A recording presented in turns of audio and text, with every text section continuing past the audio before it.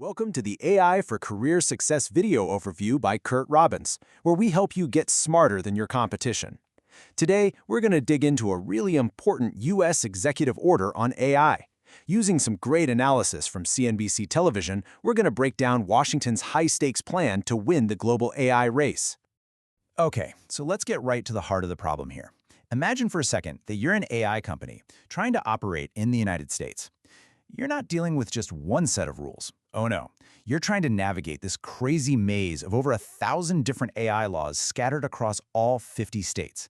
It's a confusing, expensive web of regulations that, according to the White House, is seriously slowing down American innovation. And this quote from President Trump just cuts right through all the noise, doesn't it? The administration's view is pretty simple. For America's top AI companies to really compete and win on a global scale, this fragmented state-by-state approach just won't work. It's not sustainable. They need clarity, and they need a single, unified rulebook. So, that brings us to our first big topic, a national AI problem. We're calling this section Navigating the Maze, because, well, that's exactly what it is. Let's really get into why this patchwork of state laws is so much more than a headache. It's a massive hurdle in the global race for AI leadership. So, what's the plan? Well, this new executive order has one primary mission, and it's a big one: to completely replace that patchwork. As senior White House AI policy advisor Sri Krishnan put it, the whole goal is to create a single national framework, to give everyone a clear and consistent environment for AI development across the entire country. All right, so if the problem is this messy patchwork of laws, what's the solution? Well, the White House is rolling out its answer, and it's called the Federal Toolkit. Let's unpack how this executive order is actually designed to streamline all this regulation and create that one single framework. Now, this is where it gets really interesting. The plan isn't just one move. It's a whole three-part strategy. First up, it gives the Department of Justice, the DOJ, more power to weigh in on state-level court cases. Second, it tells the Department of Commerce to issue federal guidance that could basically preempt state rules that get in the way. And third, and this is the big one, is to use all that momentum to work with Congress on a permanent national law. But hold on, this isn't some kind of total federal takeover.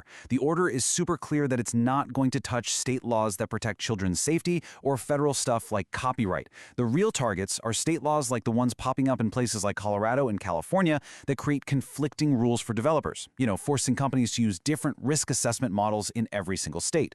That's the kind of friction they say is killing competition.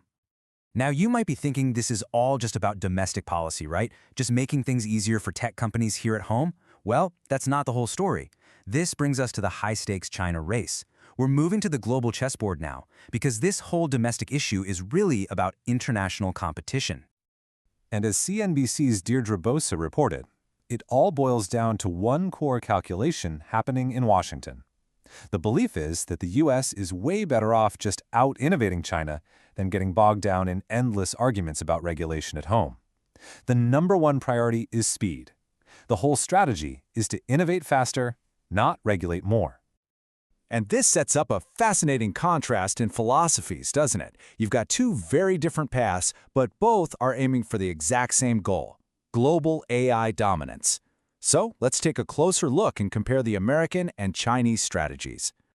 This slide just lays out that strategic divide perfectly. So on one side, you have the U.S. approach, which is all about out-innovating. They're pushing back on state laws because they see regulation as a threat, something that slows them down. But then you look at China, and their approach is more like controlled acceleration. They've actually made AI safety a top political priority, not as a brake, but more like a steering wheel.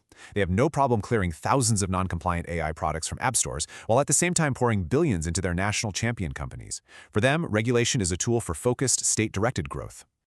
A CNBC analyst used this analogy that just perfectly nails the difference in their market strategies.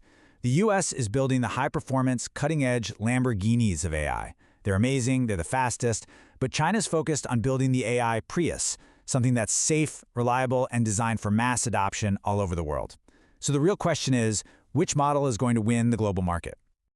All this global competition really brings the focus right back home, to the debate happening here in the U.S. How should we balance the incredible promise of AI with all of its potential risks? This is the road ahead. And right now in the U.S., you've got two competing camps. On one side, you have what some people call the doomer view. This group worries about everything from massive job losses to, Well, the Terminator scenario. They want to move with extreme caution and put up strong guardrails. But then you have the optimist view. They see AI fueling a huge economic boom for everyone. They point to the explosion in data center construction, which isn't creating jobs for coders in Silicon Valley, but for electricians, plumbers, and construction workers all across the country, boosting wages in the real economy. Which leaves us with the ultimate strategic question, and it's not just for policymakers, it's for all of us to think about. In this global race for AI, is the greater risk moving too fast and breaking things, or is it moving too slow and getting left behind? Thank you so much for watching. This is where we teach you AI and help you get smarter than your competition. To stay ahead of the curve, make sure you subscribe to the AI for Career Success YouTube channel. And if you found this overview valuable, hitting that like button, leaving a comment, and sharing it really helps us reach a wider audience. We'll see you next time.